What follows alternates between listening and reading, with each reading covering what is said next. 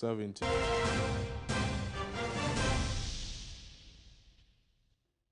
Live from number 35, John Hammond Street. Welcome to Midday Live. In the bulletin this afternoon, 10 candidates who contested MPP flag bearer contest to meet the party leadership will cross over to the venue shortly for details.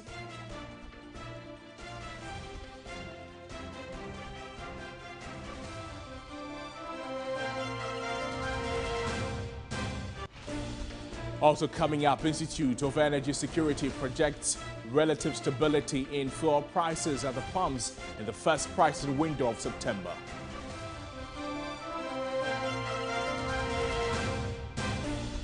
Plus some international news this afternoon as Ugandan faces death penalty after homosexuality charge.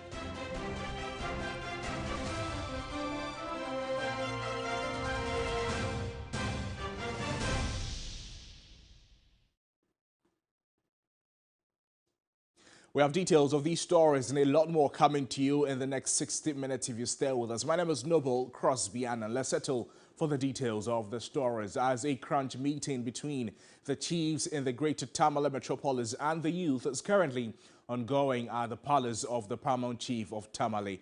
Now, this meeting is expected to consider a roadmap to ensure sanity between the youth and the police service. The Northern Regional Security Council is also expected to meet to find a lasting solution to the friction between police and the youth. 6 persons sustained various degrees of gunshot wounds following a confrontation between police and the youth at the Tamale District Court on Monday, August 28.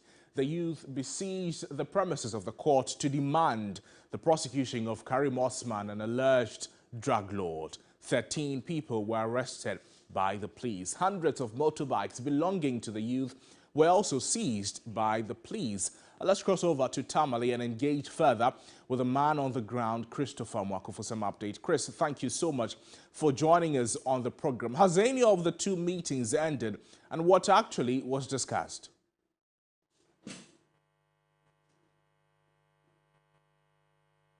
Chris, I'll be grateful if you can unmute your microphone.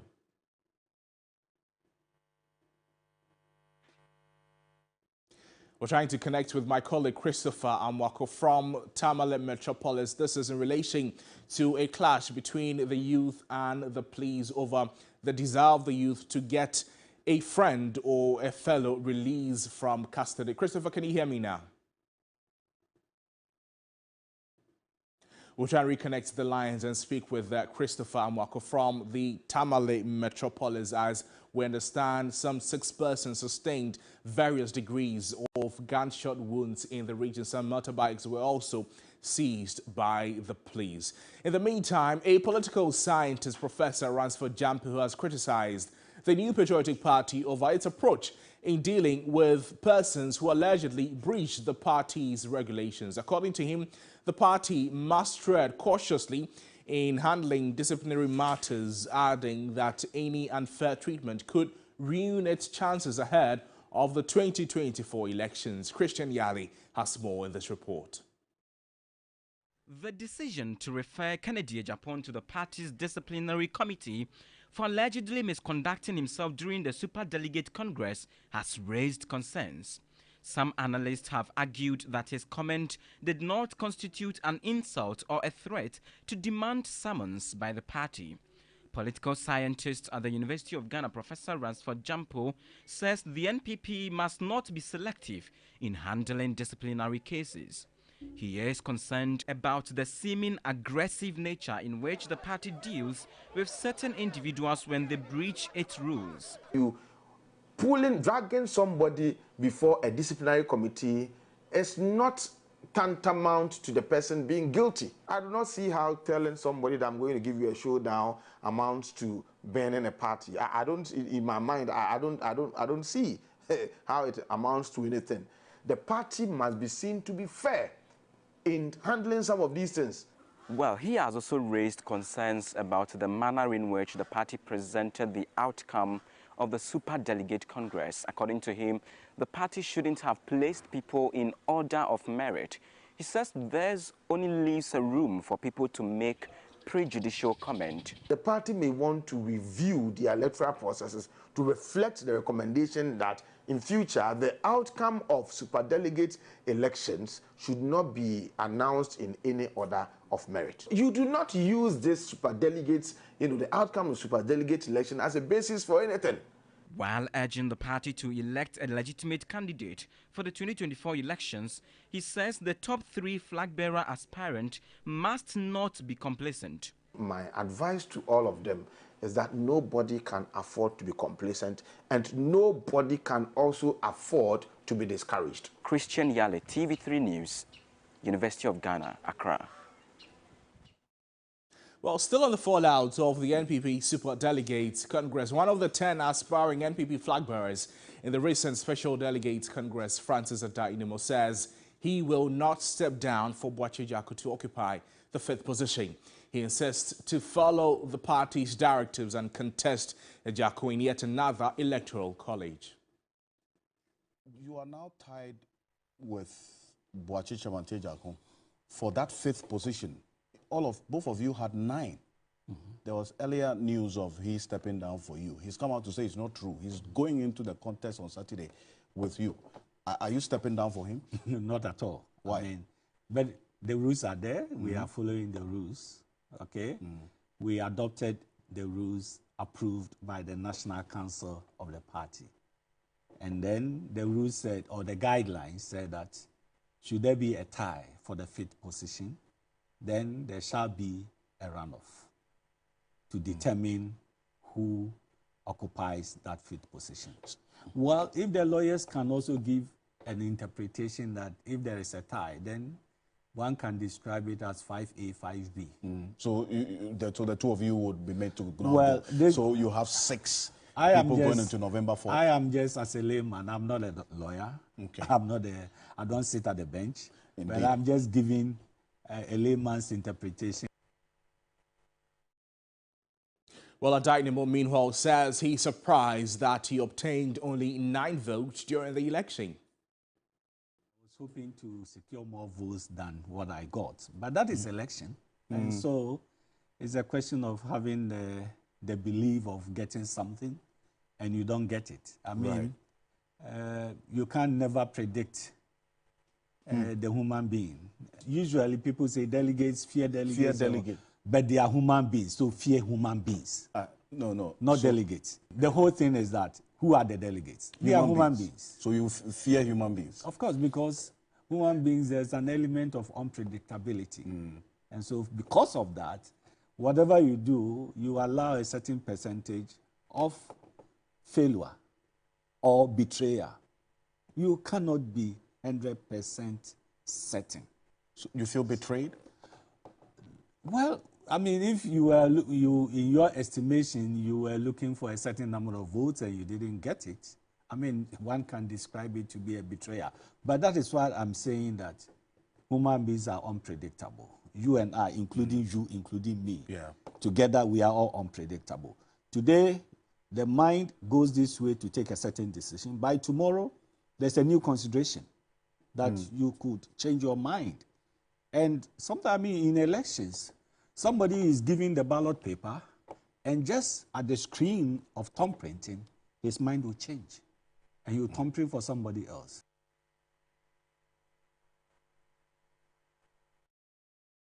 Well, the 10 candidates who contested the NPP flag-bearer contest are expected to meet the party leadership today, and my colleague Judith Architano is at the NPP head office, and she's joining us for some updates. Judith, good afternoon to you. What can you report? Who and who have you spotted there already?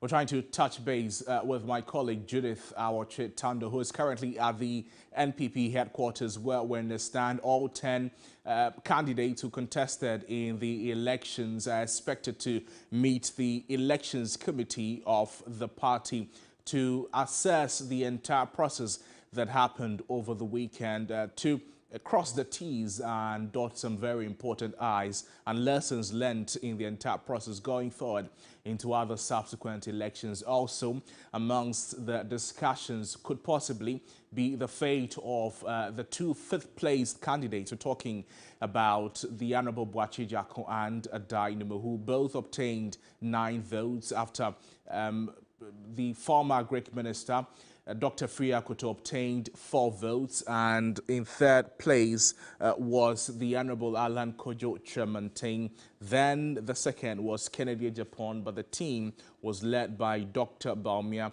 who polled the major votes in the contest. Let's cross over to Judith now.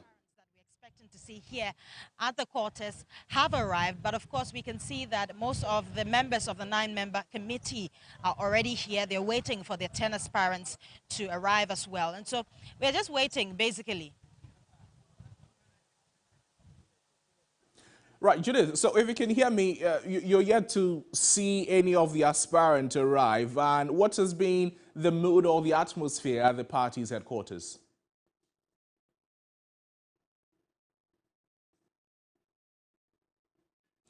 We'll get back to Judith for some more updates on the happenings at the NPP headquarters, where we understand the elections committee of the party will be meeting all 10 aspirants. But Kojo Poku is one of the 10 who contested in the flag bearer race on Saturday, and he could not come out as winner. He's joining us for some reactions to that. Mr. Poku, thank you so much for joining us. What is your overall impression of the election on Saturday?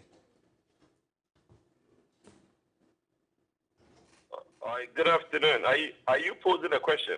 Yes, I'm asking what your assessment of the election on Saturday was. Well, good afternoon and good afternoon to your viewers. I think the assessment of the election on Saturday was 99% successful. We had elections in 16 regions and 1 center, which was the headquarters. I think 15 regions were very successful. The only blemish on the election is the Northeast election, where there was violence, and we don't think that the Northeast election was free and fair. Aside that, the election went very well. What was your candid assessment of your chances before the election, and how does that compare with the outcome? Well, I was very optimistic. Look, my aim was to set out and basically be the leader of the party. I went around the country and told every delegate my aspirations, my message, and what I intend to do, my reform agenda for the country and my reform agenda for the party. In part, one of the things that I offered, which was contrast, what is happening is that I think as human beings which are part of a society called a political party, there should be a two-way communication between myself and all the delegates. These are the message that I gave them. But on the day, it looks like they thought that, look, they would listen to other people's message more than mine, so they voted otherwise. So I think I respect their decision, and in the future, we would have to reorganize and re-strategize, and if there's an opportunity, do it again. So that does not suggest a change in strategy. You don't think maybe how you approach the elections may have contributed to your inability to attain the goal you set out for? Can you ask that question again? I can hardly hear you. So what I'm asking is, based on the reasons you've given that the delegates chose to listen to another message from another candidate, it does not suggest that the approach or the strategy you adopted before the elections may have contributed to your inability to reach to the goal you had set for yourself? Your line is very bad. I couldn't hear that. Let's move on, Mr. Poku. Let's talk about what you make of the candidates chosen by the delegates to possibly lead the party into 2024. Well, look, the FPC party is going to elect a plausible leader in November 4th. Whoever emerges the winner in November 4th, everybody is going to come together and basically back that person to win the 2024 election. I personally have said that I'm going to take some time out for like 2 weeks and consult my base. I have a very big grassroots base, polling station executives and electoral area coordinators. And we would come out to back one person to basically make sure that that person wins the November 4th election. So that's the exercise that I'm going to do between now and the next 2 weeks. At the moment, there's a tie for the fifth place individuals, Adainimo and Boakye Jarko. Are you by chance considering throwing your support behind any of them? Oh, no, I think it's an election that the two of them basically have to drag it out. It's not about any of the 10 aspirants supporting any of them at this stage. I think they are confident and they are able to basically go and tell the delegates who between the two to be part of the five. I don't think they need, they have our blessing. They are our colleagues, but I think the delegates will basically come out and choose one person. Mr. Poku, briefly, before you take leave of us, let's talk about the outcome of the elections and even the conduct of the elections itself. You were concerned about some happenings in the Northeast region. Also, the party is considering sanctions against aspirants who issued verbal threats against some other people in the party. From where you sit, how should the party handle this going forward? Well, look, the most important thing is that the party has identified some problems, called some people to the disciplinary committee. Some of us really feel strongly that the Northeast issue should be highlighted. I have called on the president to make the Northeast minister resign because he witnessed the violence that went on there and did nothing about it. So, look, that's my call. The president has said that he doesn't support it as a candidate. As the president of the nation, anytime individuals have laid hands on other and assaulted, I think it's a criminal offense. And if there is witnesses who could have done something and didn't do anything, they should be called to account. And the regional minister and the regional chairman should be called to account in that instance. Aside that, the party is doing a beautiful job. There's a meeting this afternoon that we are all attending. And I'm sure our internal processes will make sure that the November 4th election is better and stronger. Mr. Poku, thank you so much. All the best in your future endeavors. Kojo Poku contested for the flag bearership position of the New Patriotic Party in the just ended Super Delegate Congress, and he unfortunately could not make it as part of the first five. Now, all 10 candidates who contested the NPP flag bearer contest are expected to meet the party leadership today, and my colleague Judith Altritano is at the NPP head office. She's joining us to bring us updates on the happenings there so far.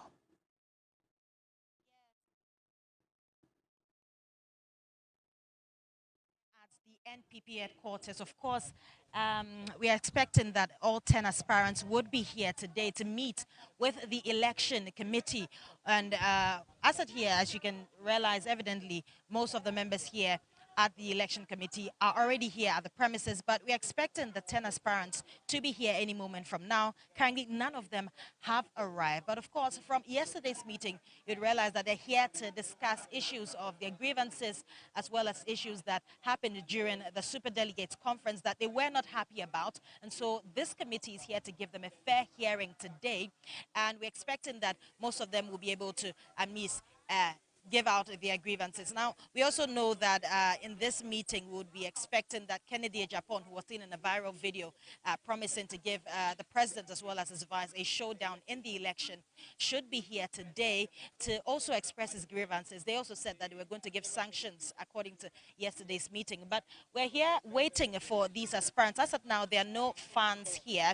None of their party supporters are here, but we're expecting that any moment from now, some of them should arrive and the meeting should get kick-started. Also, from yesterday's meeting, we were told that they would be meeting with Alan Tremanting, although that name was not mentioned specifically, but he was the only one who issued a statement lamenting the assault of one of his polling agents. And so we're expecting that he would met as well personally, and so that his grievances could be addressed as well in the meeting today. So yes, we're expecting these 10 aspirants any moment from now. We hope that they would reach here and then would get more updates in our subsequent bulletins. Thank you so much for bringing this update from the happenings at the NPP headquarters. Stay with us here, and in a subsequent bulletins, we'll bring you the outcome of this very important meeting. Still this afternoon, we understand the minority in Parliament is expected to meet with the police leadership over disagreements on the routes for the Occupy the Bank of Ghana protest. Now, earlier, the minority in Parliament rejected the proposed routes suggested by the Ghana Police Service for its demonstration on September 5. The minority says the move by the police to change the routes for the action denies them their right to protest peacefully. Now, they contend the route presented by the police was not part of the options discussed during their prior meeting with the authorities, insisting the Bank of Ghana headquarters area is not a security zone, adding that the justification by the police is untenable, questioning why the adjacent CD House and another Bank of Ghana building included in the proposed route is not similarly designed a security zone. The group said they have in the past marched through the routes now being rejected with police support, and that there are no compelling reasons for this particular protest to be treated differently. The minority called on the police to uphold their basic responsibilities and ensure that the demonstration process and proceeds along the route chosen by the protesters. The Occupy BOG protest being organized by the minority is to demand the immediate resignation of the governor of the Bank of Ghana and his two deputies owing to allegations of mismanagement of the central bank.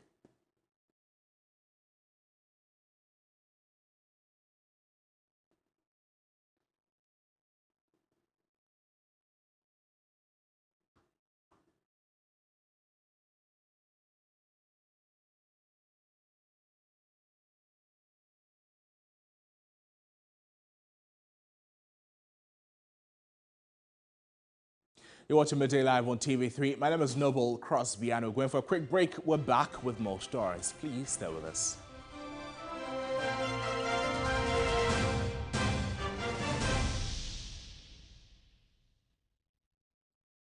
Ladies and gentlemen, we're going to demonstrate to you the superior properties of Flamingo paint as compared to other paint brands on the market. We take equal quantities of Flamingo paint and this ordinary paint. We then dilute them with water.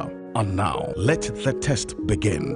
The gentleman on the left is going to apply the ordinary paint, and the gentleman on my right will use the Flamingo Superior paint. As you can clearly see, Flamingo has the obvious better hiding.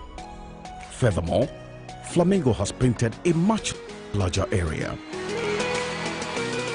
You know, 1 bucket of Flamingo paint is equal to several buckets of any other paint brand on the market. Flamingo paint is made with superior formulation to give superior durability, superior hiding, superior coverage. Flamingo paint, simply superior. Pepsodent is aware that globally, 1 in 2 children suffer from cavities. That's why by giving her Pepsodent, you're not only protecting her teeth, but also helping her grow up and thrive at every stage of her life with a healthy and confident smile, so she can succeed and achieve all of her dreams. Because every smile matters. Everybody knows Acrobato. And if you know Acrobato, it means you know M-Punch Homeopathy Clinic. M-Punch Homeopathy Clinic is my pillar. Let's hear what others are saying about M-Punch Homeopathy Clinic. Who will be careful M-Punch one? Chesena me ankasa me period na se problem suwum ntina ma wo ho idea ma me papa chesena nya asem ketewa na me coin point no mo hwe me modam no mo hwe bibia na so mo meduro me fire no ene ma won kra mienu foforo kwa na mkwan mu a eba and everything yourself me ma me no adwodwo eda ho a wontumi nante ene ne ko end point o mama nuru a ene ne ho idea watimi asori anante. That's end point for you of Acrobato. Hello hey ohwehwe what che okay a free bra wo di end point wa dance am me call you no me Jones sema na enkoyie empeso na maye mre nyina na magina sebema na me be fie for there e ho na nyina jaresa. You heard everything. I have secret. M point is my secret. M point homeopathy clinic. I'm free.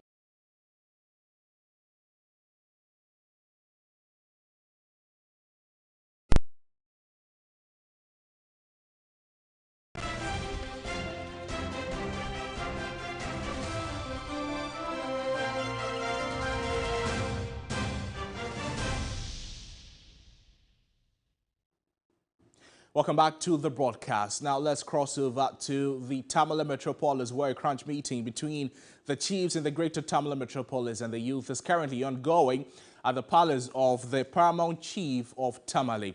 The meeting is expected to consider, among other things, a roadmap to ensure sanity between the youth and the police service.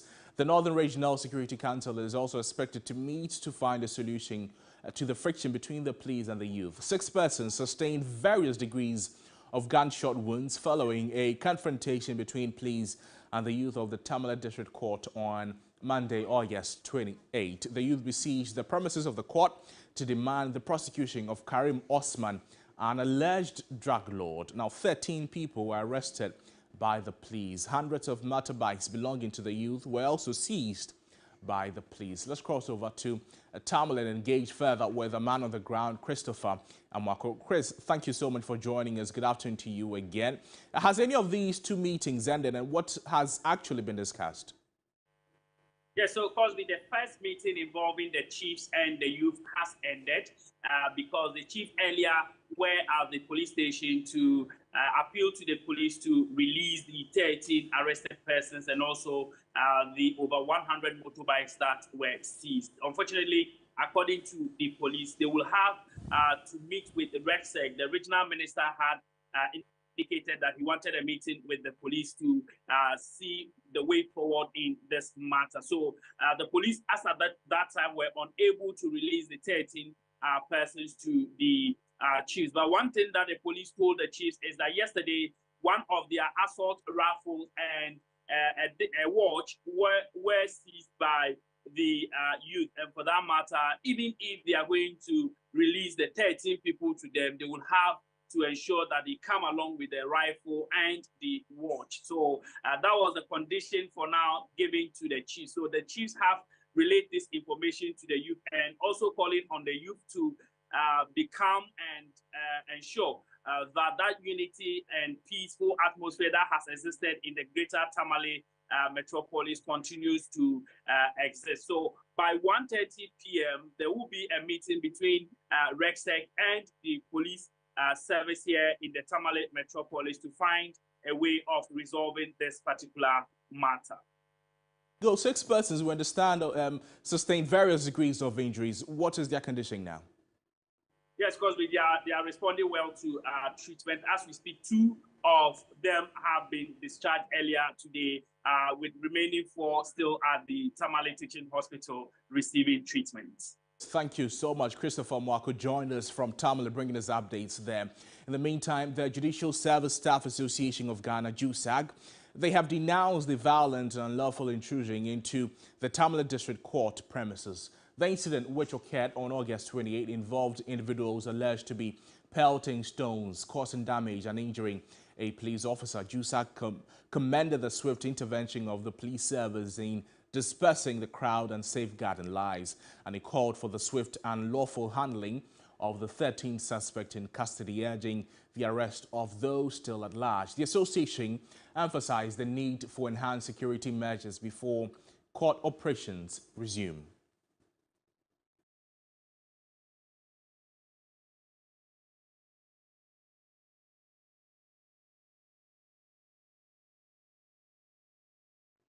Now, the Ghana Police Service has rolled out an automated system to enhance the safety of drivers and enforce adherence to road traffic regulations. The system, known as the Traffic Tech Ghana, uses cameras and sensors to capture images and videos of vehicles that would disregard traffic laws. In spite of rigorous enforcement efforts by relevant agencies, road crashes continue to surge due to increasing indiscipline among road users. In a bid to tackle this menace, the Ghana Police Service is launching an innovative technology-driven approach named Traffic Tech GH. This aims at enhancing compliance with road traffic laws and regulations, ultimately leading to a reduction in accidents.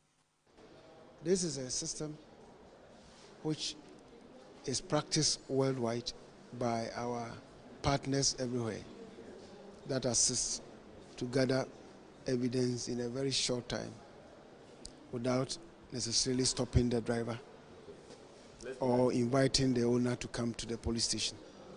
Central to the strategy is the utilization of cameras and sensors that seamlessly identify vehicles breaching road traffic norms, such as overspeeding and running red lights. The Menchia Divisional Police Commander, ACP Frank Abrokwa, hinted the era where motorists disregard road traffic regulations and go scot-free is over. Over the years, people have been committing traffic offenses and have been evading arrest. So this time around, those things are the past. At any point in time, any road user must observe the regulations and obey the rules and the laws. These are techniques and technology that is being used, and it is going to capture everybody. In pursuit of a comprehensive approach, the police service conducted nationwide stakeholder engagement, engaging leaders from various transport unions and interest groups. These interactions aimed to sensitize stakeholders about the new initiative and foster a collective effort towards safer roads. Now, the Ghana Water Company has disclosed that it is unable to account for 57% of water produced due to illegal connections. To reduce the incidence of non-revenue water, the water company has begun to clamp down on households with illegal connections. Meter bypass, popularly known as illegal connection, has been a major challenge retarding revenue collection by the Ghana Water Company. The illegality enables companies and households to use water without paying or even pay less. This house, for instance, has been paying less than 10 cedis water bill for more than 2 years. A visit by officials of Ghana Water Company revealed the water occupants' use do not pass through the meter. We wanted to find out why they are paying as low as 9 cedi. Okay, so we had to come and then do some checks. We realized that there's a lot of meter bypasses. Yes, not just one, but a couple of them. So I can say that this whole house is not metered. Though there is meter here, they are taken from both angles of the meter. When you look at the architect of how they've been able to illegally siphon water, you could tell that it is a deliberate attempt to steal water. Together with the police, some consumers engaged in illegal connection were arrested in Kumasi. If you look at our statistics as it stands now, we are somewhere 57% of non-revenue water, which is water produced but can't be accounted for. In our checks to battle these menace, we realized that most of the cause or factors is illegal connections in households. People are cautious of the acts they put out there. And so as a company, I think we would also want to go all out. Where you fall victim of it, we would apply the full force of the law. The move, according to the company, forms part of activities to increase revenue and ensure real value for the cost of producing water service is upheld.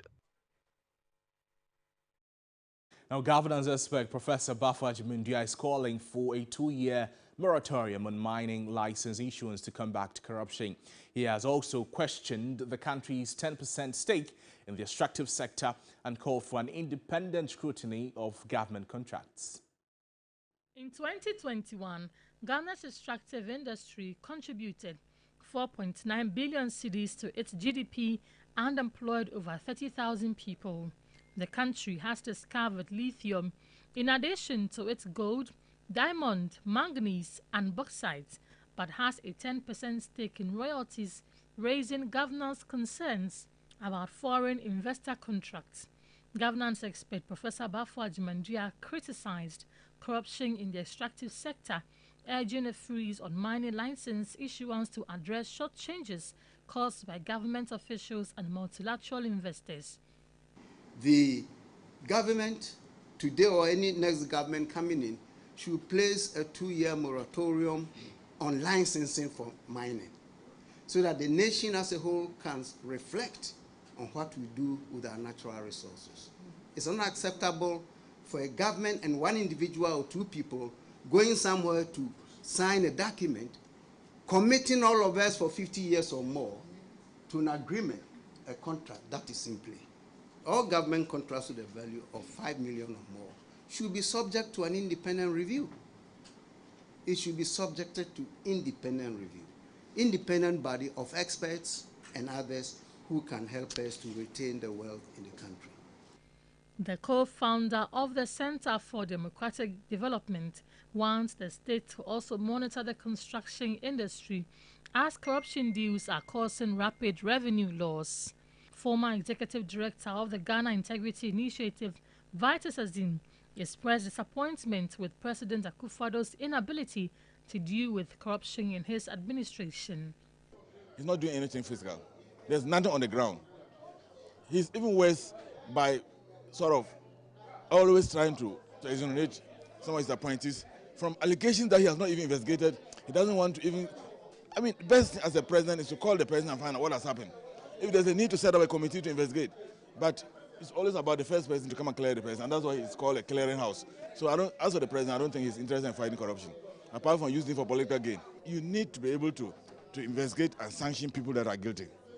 Make it very scary for people to engage in corruption.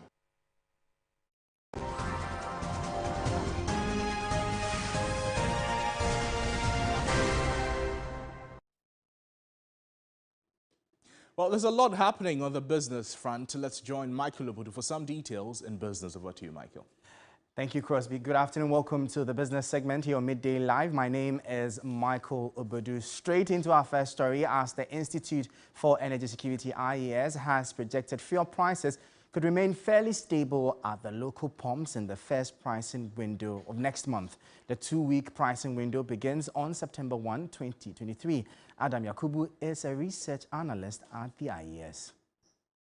If for anything at all, OMCs would prefer to flatten price because consistently the price has been up for the third time when the window closed.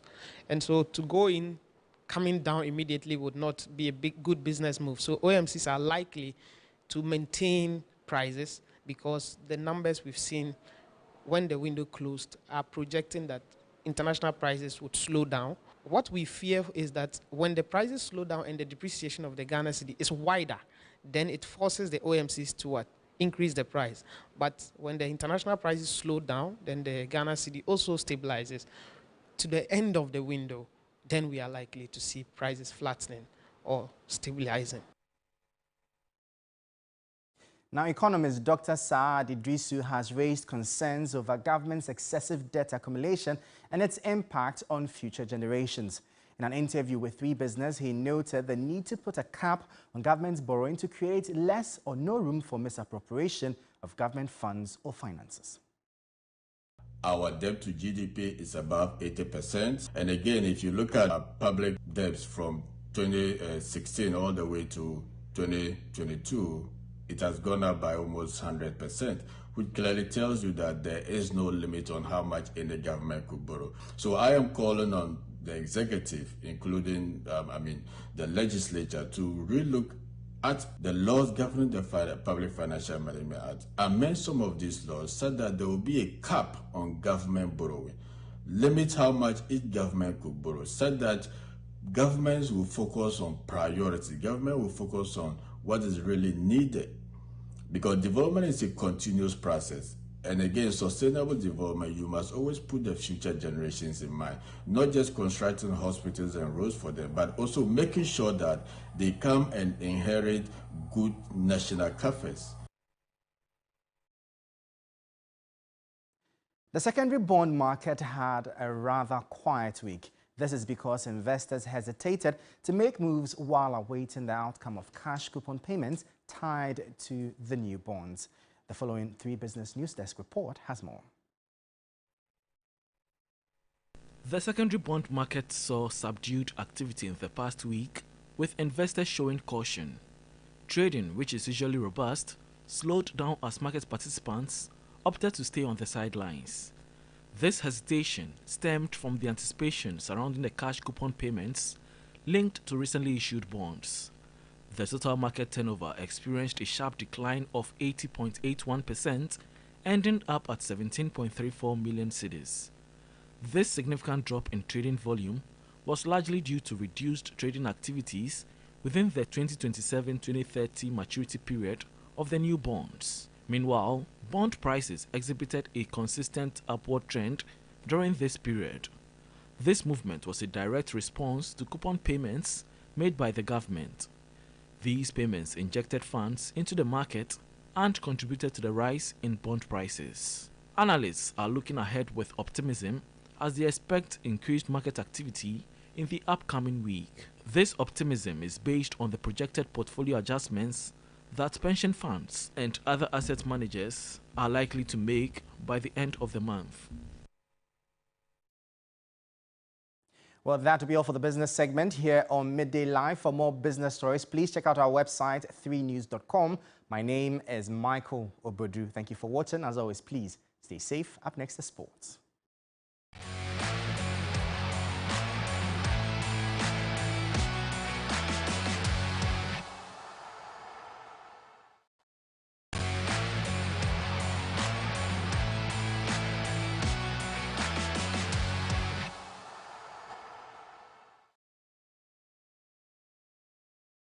Well, there's a mention of the Ghana Football Association's timetable for the 2023 elections, but the details are with Oreku Ampofo. Over to you, Oreku.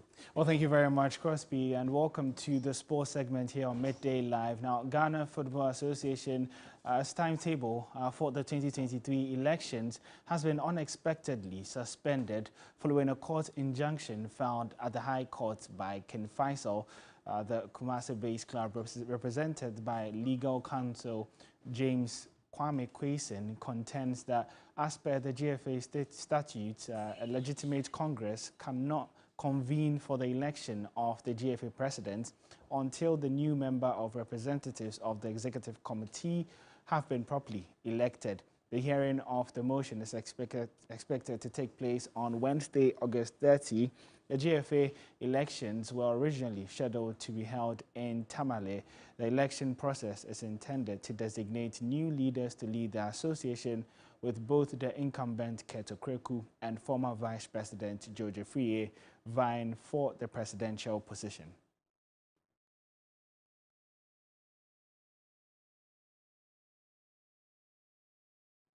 We'll bring you updates on how that goes on Wednesday. But to some more stories here, where Cameroon has announced its 24-man squad for the upcoming international break. The big news is the return of Andre Onana to his national team.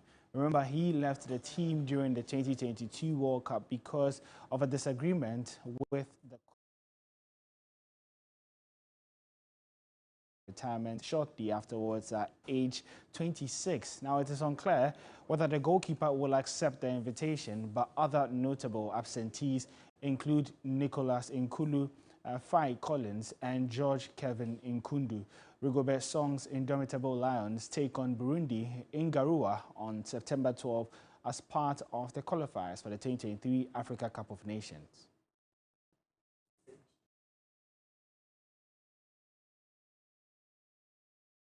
To some more football news, where former Chelsea midfielder Cesc Fabregas believes Chelsea will be challenging for the Premier League next season. The Blues endured a rough 2022-2023 campaign after finishing outside the top 10 in the league.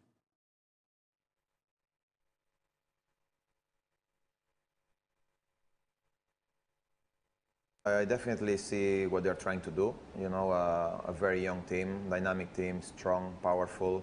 Ready to compete for the Premier League in a couple of years, and yeah.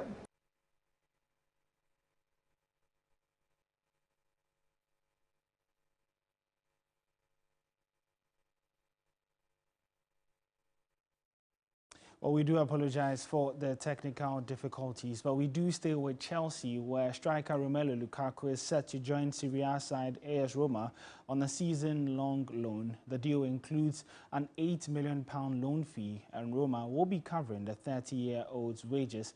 Inter Milan had earlier hoped Lukaku would not be part of Mauricio Pochettino's plans at Chelsea and would return to the club where he spent last season on loan. but the forward was unhappy with coach Simeone Inzaghi after not starting him in the Champions League final. Juventus were also reported to be keen to sign Lukaku, but were unable to make the changes required to their squad. There are still some details to be finalized, but the agreement for his return to Italy is essentially done.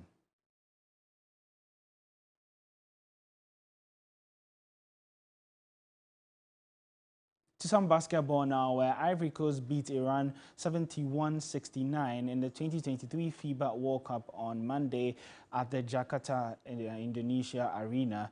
Now, Nizre Zuzua led Ivory Coast with 17 points and 4 rebounds, and the winning streak for Africa began all the way from Sunday, actually, when Angola got the better of co-host Philippines 80-70 in Group A. The top-ranked African team at this World Cup will automatically qualify for the 2024 Paris Olympic Games.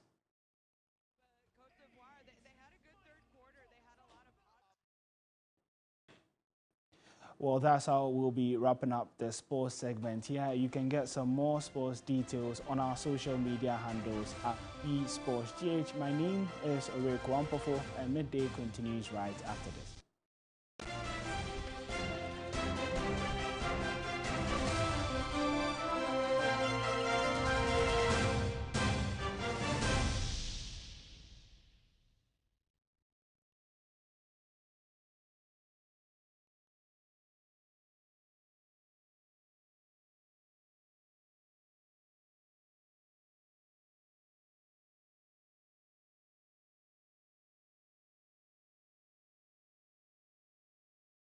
Are you ready to win solid cash every day with Cash Out? Be a proud winner of lots of cash simply by watching or listening to any of Media General stations. That's right, you are being rewarded for your loyalty. Tune in to all Media General brands. TV3, 3FM 92.7, Onuya TV, Onuya FM 95.1, all in Accra, Akuma FM 87.9 in Kumasi, and Connect FM 97.1 in Takoradi. To enter the Cash Out raffle on your favorite Media General station, just dial *439#. Follow the prompt and pick your favorite platform to enter. Voila! You are now eligible to become one of the 10 lucky winners of a cool cash prize. Remember, this is every day, all day on your favorite Media General station. Cash out and win big! This is in partnership with Radio Entertainment Limited. This promo is regulated by the National Lottery Authority on the Caritas Lottery platform. Terms and conditions apply.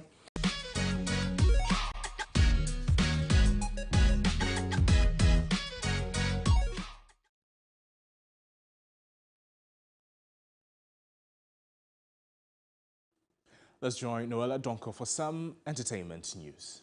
All right, thank you so much. Let's get into the details of some entertainment here on Midday Live. My name is Noella Donko. Now, there's been a song, a very recent collaboration between Abiana and Fameye, and we were able to get Abiana to speak to that, how the song came about, what the song means to her, and all that. Here are some highlights from that.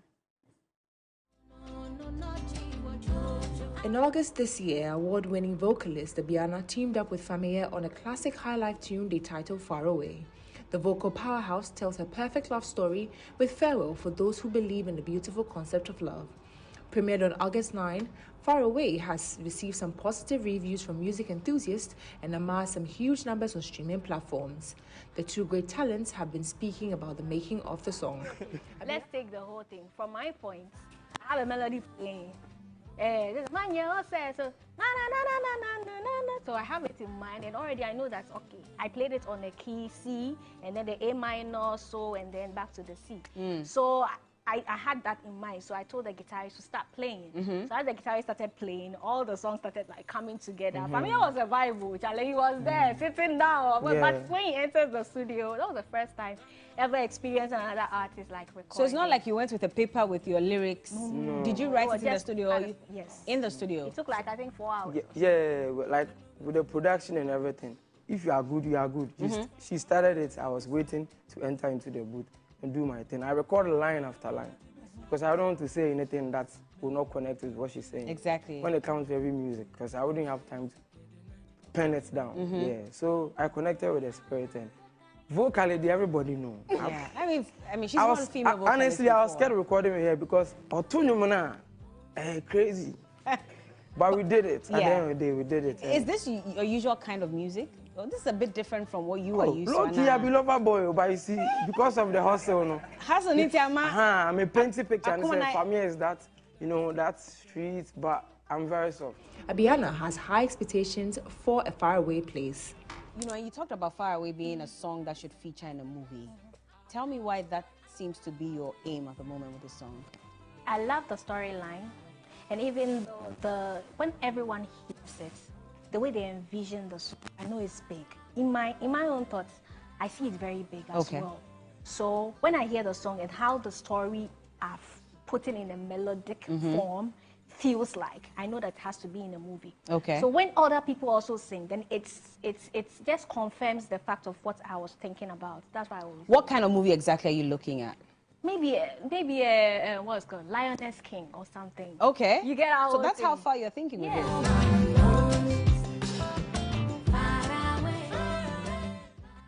Do make sure to stream the song and push the numbers up. Now to some more stories. Olaf the Boy, the Gen Z of the moment, as he likes to call himself, was on New Day this morning to speak about some successes that his song has chalked, and he was speaking to Cookie T on the morning show today. So we have some highlights from the interview. Music. How does it feel to finally be here? Your songs being played everywhere. Davido vibing to your song. How does that feel? It was amazing, and it was. You had to stretch that out, right? It has its ups and downs. Okay. I mean, it feels amazing. It feels good. I feel like we've been rewarded. This is what we wanted to get. This is what we prayed for, and now we're here. My mom called me, right? And she was like, I was not supporting her first. I'm sorry, because I think it was all because she believed that I could do something with school rather than music. She was also into music. She started it, and it didn't really go far. So I have things I want to do with school too. So I'm offering metallurgical engineering. Kumasi. You're a science student? Yeah. Metallurgical engineering. At Kumasi. Okay. And then business at Lake. How do you shuffle between the two? Isn't the calendar the same? No, I'm doing distance. For tech? For which one? Leg. For Legon. And then regular. Oh, regular for tech, but distance for Legon. Yes. But how's that going? All of a sudden, you've blown up. You're popular everywhere. You started playing shows. TikTok is taking the song by storm. I mean, you are everywhere now. How are you juggling everything? Like I said, you don't really know which song is gonna go. But since I'm a go-getter and I believe everything, I believed that it was gonna go. But I did not know it was gonna be so this big. Yeah, so when the hits came, I had to defer a bit and then make sure that I am stable enough. So deferred which one, Legon or Tech? Oh, you've deferred? Yeah, both. So you've deferred for the meantime? For the meantime. Okay. So when are you resuming school? Maybe next year. But the way things are going, do you think you can ever go back to school? Oh, yeah, You yeah. talk to us about collaborations. Who are the names? Or Like for you now, said- you don't want to collaborate with anybody? For now, I'd want to like focus on really making the standard like The Olive the Boy brand bigger. Exactly. Okay. But like you said, we might have Davido on board. Oh, Davido. Yeah.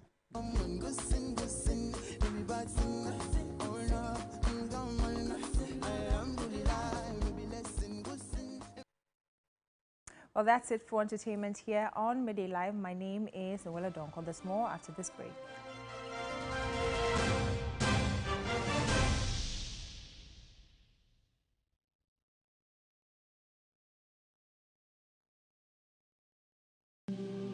The old narrative of a woman only belonging to the kitchen is long gone. In today's world, a woman can be anywhere she decides to be, whether in the kitchen cooking or in offices where corporate decisions are made. In fact, anywhere and everywhere, women can choose to do anything they want to stand out. Beneath all the makeup and beautiful clothes are women who have lived through it all. We literally lived the expression, turning lemons thrown at us into lemonades. Thank you, everyone. The journey to being a great, successful woman is not easy. And on these brand new episodes of Today's Woman, I'll bring you women from all walks of life who will share their stories with you, inspire you, uplift you, and let their hair down. I'm going to Makola. Also self-acclaimed. Yeah, it's self-acclaimed actually. I'm still struggling with the fufu and the banku because I chew it. No. I know, right? Akosia, I you're know. supposed to swallow it. Why didn't you ask me to make like TZ or banku How or can you something? make teasers in this kitchen? Don't miss a single episode of Today's Woman with me, your new host, Cookie T, as I bring to your homes exciting conversation.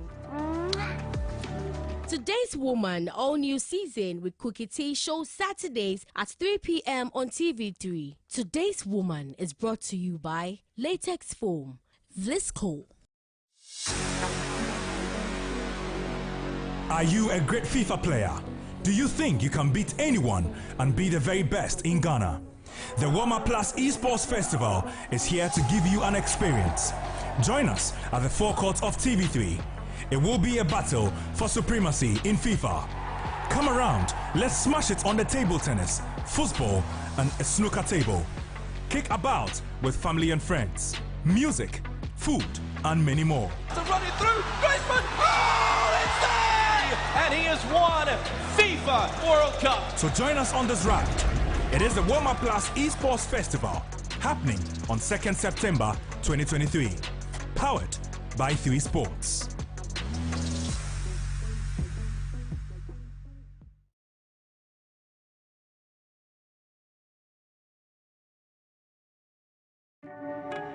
It is my pleasure to honor a woman who has opened her doors to hundreds of vulnerable children over the years.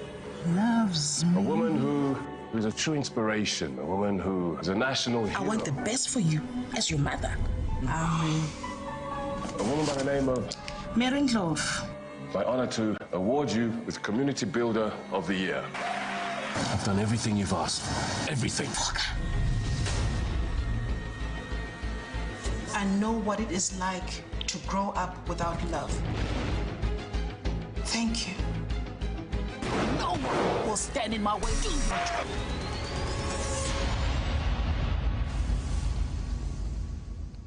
Isono shows Mondays to Thursdays at 8 p.m. on TV3. Brought to you by MTN Reflex Toothpaste.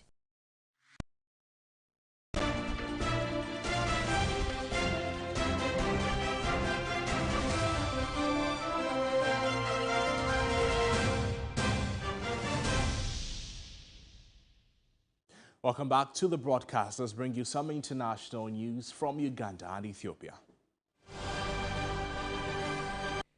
A 20-year-old Ugandan man could face the death penalty after he was charged with aggravated homosexuality, which is a capital offense under a controversial law that was passed in May. It is the first time that such a charge has been reported, though it is not clear if there have been any previous prosecutions. A court in eastern Uganda charged the man on 18th August following allegations that he engaged in sexual relations with a 41-year-old man. But it was not clear why it was considered that this fell under the category of aggravated homosexuality. Fighting has flared up again in some areas in Ethiopia's restive Amhara region after a week of relative calm, with at least 10 civilian deaths reported. Residents in the Amhara city of Debre Tabor have told reporters that fighting between local militias and government troops began over the weekend and continued until Monday morning. According to witnesses, the city's main hospital sustained damage after it was hit by heavy artillery. Fighting has also been reported in or around Debre Makos and Fenote Salam towns, as well as other small towns and villages in the region. That's our package for you this afternoon, but there's more news on our website, 3news.com, if you log on for more. My name is Noble Crosby, and thank you so much for watching the bulletin. See you again some other time. Good afternoon. Bye-bye.